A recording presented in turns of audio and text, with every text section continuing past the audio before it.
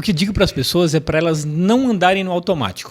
Porque quando você chega numa empresa, você vai receber um treinamento básico. Esse treinamento ele é básico, como o próprio nome já diz. Então não faça o básico. Não seja mediano, porque o mundo está cheio de pessoas medíocres, pessoas mais ou menos. Não seja mais ou menos. Observe e melhore a forma de fazer as coisas. E em toda empresa, quando você tem pessoas que se destacam muito, as pessoas viram referência. E se eu sou gestor de uma empresa, eu preciso ter na minha equipe pessoas que realmente façam a diferença. Algumas pessoas que se destacam. Nas minhas palestras, eu gosto de usar um vídeo de um experimento que foi feito no Japão, onde se colocou num campo de futebol 100 crianças, adolescentes de uma escolinha de futebol jogando contra 3 profissionais que jogam na seleção do Japão. E no final da partida, os 3 profissionais venceram o jogo por 2-1. Então você precisa, se você é o dono de uma empresa, você é o líder de uma equipe, você precisa ter essas 3 pessoas que fazem a diferença. Por quê? Porque isso sobe a régua da tua equipe.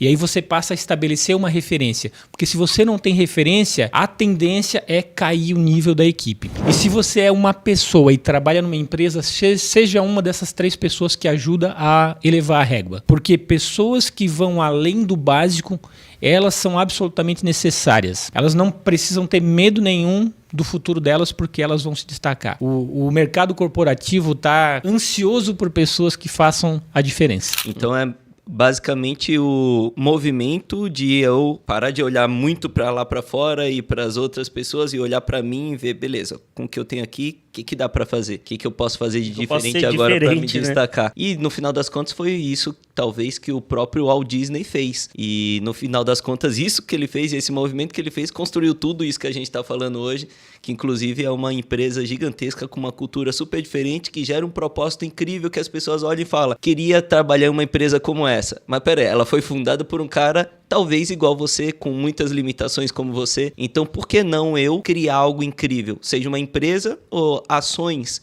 dentro de uma empresa que vão gerar coisas incríveis dentro daquela empresa. Então é muito sobre a gente, né, Cláudio? Deixa eu contar uma historinha para vocês bem legal que eu gosto de contar. O Lucas falou para mim no início, me apresentando, que eu fui vendedor de picolé, né? Espero que eu não tenha errado, pelo menos foi o que eu... Falou verdade.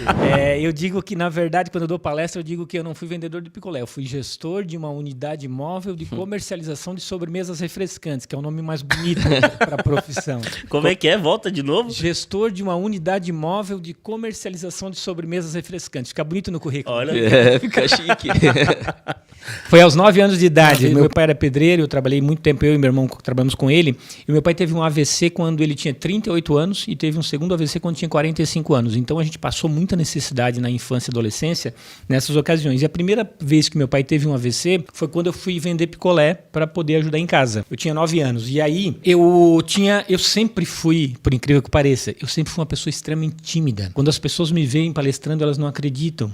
Eu sou uma pessoa tímida. Até hoje eu sou uma pessoa tímida. Só que eu tinha um sonho tão grande de ser professor que eu fui desenvolver a habilidade de falar em público. E quando eu fui vender picolé, quando eu tinha 9 anos de idade, sendo uma criança tímida, eu morria de vergonha de gritar picolé na rua. Parece que eu gritava e a cidade inteira olhava pra mim quando eu gritava picolé. E eu falei assim, como que eu vou vender picolé? Como que as pessoas vão saber que eu tô passando se eu não tenho coragem de gritar? E eu era um aluno que era muito bom de memória, então ia muito bem em história e geografia, porque eu decorava tudo, mas eu era ruim de raciocínio. Eu não ia bem em matemática e física. E aí no bairro em que eu morava eram 2 ruas que se cruzavam, 2 ruas bem longas que se cruzavam. O que eu fiz? Eu usei a habilidade que eu tinha de gravar as coisas e eu comecei a decorar cada uma das casas. E nas casas eu comecei a decorar quem era que morava na casa, o nome das pessoas, se gostavam de picolé e que picolé gostavam. E depois de um tempo eu tinha decorado as 2 ruas inteiras. Então eu chegava na frente da casa, batia palmas, tocava a campainha, chamava e dizia assim, seu João, o senhor quer hoje o picolé de morango que o senhor sempre compra? Dona Maria, os seus filhos estão em casa hoje, eles sempre compram picolé de nata. E eu comecei a oferecer. E as pessoas ficavam impressionadas como eu sabia o nome delas, sabia que tipo de picolé gostavam. E depois de um tempo eu não precisava mais gritar na rua. Eu parava na frente e todas as casas que eu parava eu vendia picolé. Era uma fábrica de picolé que tinha mais ou menos 20 meninos vendendo picolé. E todos os dias de manhã a dona da fábrica colocava todos os carrinhos enfileirados e montava com os vários tipos de picolé. Quando chegava na minha vez eu dizia assim, não, a senhora não precisa montar. Deixa que eu mesmo monto o meu carrinho e a senhora depois conta. E eu montava o carrinho de acordo com o gosto dos meus clientes. E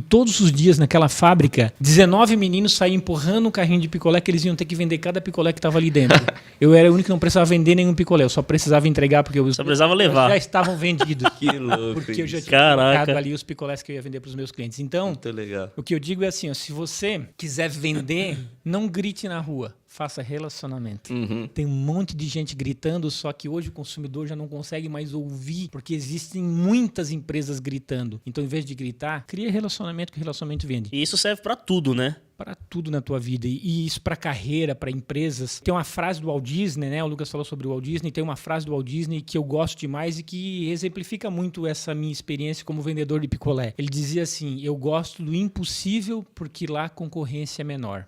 Se eu faço o que todo mundo está fazendo, eu vou concorrer com todo mundo. No momento que eu me destaco, eu passo a não ter concorrência. Por quê? Porque eu estou à frente daqueles que concorrem comigo. Isso vale para uma empresa, isso vale para uma carreira. Se na minha carreira, na minha formação, eu faço só o que os outros fazem, eu vou concorrer com todo mundo que está no mercado. Muito louco. Bacana. A gente tá chegando ao final desse nosso episódio que, de certa forma, acho que foi um dos melhores que eu já tive a oportunidade de gravar, né, Lucas? Muito Porque legal. não é pelo palestrante, não é pelo tema, mas é sim pelas experiências que você trouxe. Porque essas experiências trazem pra gente um direcionamento, um norte tão forte que não é uma questão pessoal, é uma questão de missão mesmo. Você vê que o jeito que você fala é como você quer levar, é como você quer que mais pessoas tenham acesso a esse tipo de oportunidade que lá no passado teve pra você também. E antes da gente finalizar, você tem mais alguma pergunta? Tenho várias, mas né, se ficar aqui perguntando vai acabar. Vou deixar pra uma parte 2, né, pra dar um gostinho de quero mais. Mas eu queria, Cláudio, que você trouxesse pra quem tá assistindo a gente, que você possa, se você tivesse agora que traçar, vamos supor que tudo que você sabe simplesmente tivesse apagado da sua mente.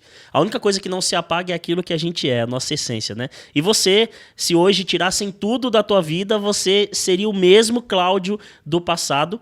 E eu queria que você traçasse aqui um plano de ação, como se você não tivesse toda essa formação, toda essa experiência e você fosse entrar em uma empresa agora. Um plano de ação natural do Cláudio, o jeito Cláudio de ser, que iria direcionar ele para o que ele é hoje. Que qualquer pessoa possa aplicar no dia a dia dela. Tem uma fórmula que eu aprendi com o meu orientador do mestrado.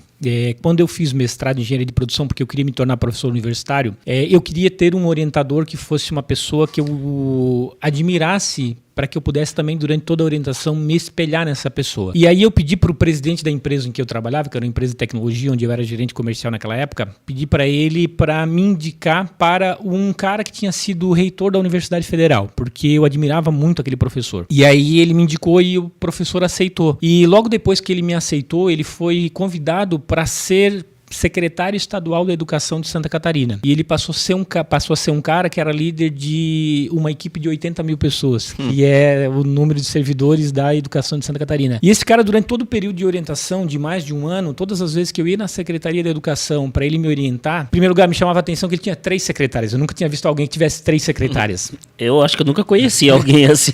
Tinha 3 secretárias. E aí, quando ele entrava na sala para me orientar, ele ficava 1 hora inteira me orientando, não tocava o celular dele, ninguém interrompia e ele ficava aquele tempo todo se dedicando a mim. Eu pensava assim, cara, como que alguém que tem 80 mil funcionários, que está no cargo que ele está, pode dar atenção para alguém que não é ninguém como eu achava que eu não era, né? E aí um dia, sem que eu perguntasse, ele me disse assim, Cláudio, se tu quiseres ser alguém na tua vida, ter muito sucesso, eu vou te ensinar a fórmula. É muito simples. A vida é muito simples. Trabalhe duro, seja honesto e respeite todas as pessoas. E tudo vai acontecer para ti. Tudo que tu quiser vai acontecer. Trabalhe duro, seja honesto e respeite todas as pessoas. E desde então, é isso que eu tenho feito na minha vida. E eu te diria que eu adicionaria somente um elemento a esse, que é o foco. Isso é muito importante, sabe? Você ter foco.